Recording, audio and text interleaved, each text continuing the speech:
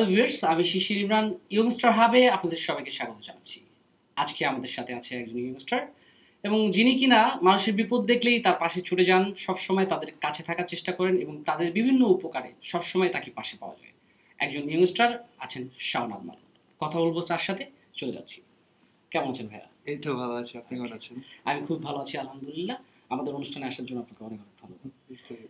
তো এখন কি নিয়ে ব্যস্ত আছেন? কি কি করছেন আপনি একটু জানতে চাচ্ছি আপনার কাছে। এখন পড়ালেখা করছি আর পাশাপাশি সমাজসেবামূলক কাজ করে যাচ্ছি। কতটুকু পারবো দেখি।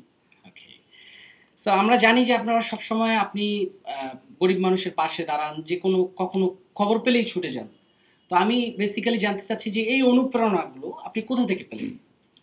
ফার্স্ট অফ অল এই অনুপ্রেরণা পেয়েছি আমি আমার বাবা এবং আমার দাদু।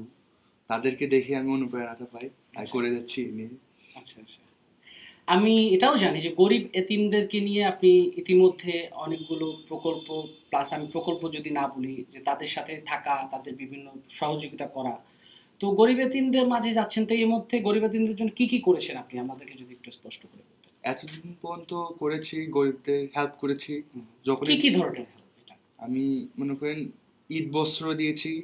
আর যখন শীতকাল যখন ছিল ওদেরকে আমি শীত বস্ত্র দিয়েছি। আর যারা মনে করেন অসুস্থ তাদেরকে আমি চিকিৎসা করার মানে যা পারি আমি দিয়েছি। ওকে।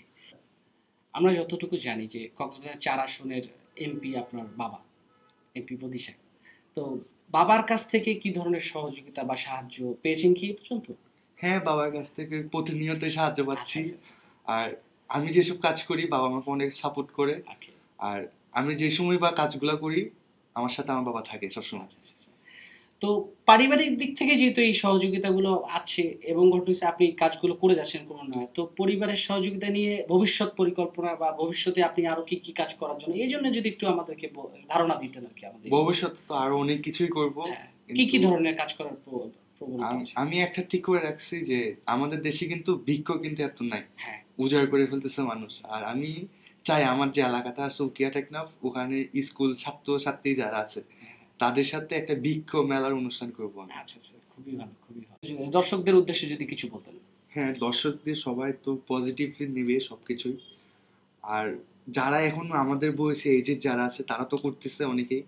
তো আমাদের সবাইকে যারা সোশ্যাল ওয়ার্ক করে সবাইকে একতাবদ্ধ হয়ে কাজ করতে হবে, তাহলে কিন্তু দেশটাকে আমরা ডিজিটাল দেশ হিসেবে গড়ে তুলতে পারবো। তাই আমাদের সকলের উচিত একসাথে হয়ে কাজ করব দেশের জন্য। এবং যারা করে নাই এখনো, স্টার্ট করে নাই, তাদেরকে বলবো করে দেন। নো প্রবলেম, এটা কাজ করা যায়। দেশের জন্য কাজ করতে কোনো বাধা নেই। ওকে। তো ভিউয়ার্স, এতক্ষণ পর্যন্ত আমরা অনুষ্ঠানে ছিলাম শাওন আরমানের সাথে, যিনি একজন ইয়ং স্টার এবং সর্বদা গরিবের পাশে, গরিবের বন্ধু হিসেবে সবসময় তাকে পাশে পাওয়া যায়। এরকম শাওন আরমান যেন আরো ঘরে ঘরে গড়ে ওঠে, এই প্রত্যাশায় আজকের অনুষ্ঠান এখানে শেষ করছি। দেখা হবে আগামী পর্বে কোনো এক ইয়ং স্টারের সাথে। ধন্যবাদ। ধন্যবাদ।